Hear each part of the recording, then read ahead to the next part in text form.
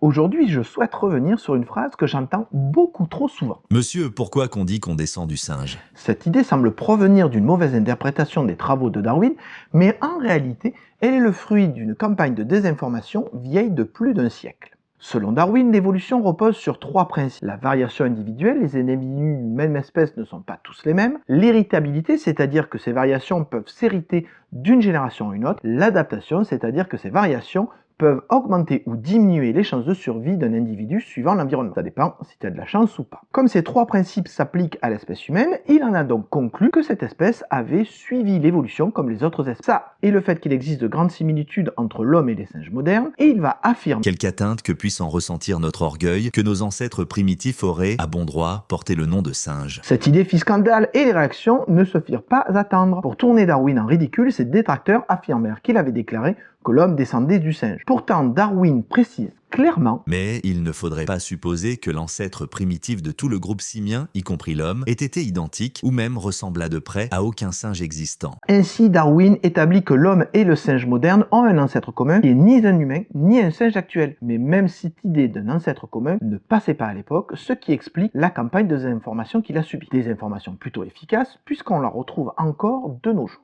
D'ailleurs, vu ce que l'être humain fait subir à sa planète, on pourrait plutôt se demander si ce ne sont pas les singes qui vont regretter cette parenté.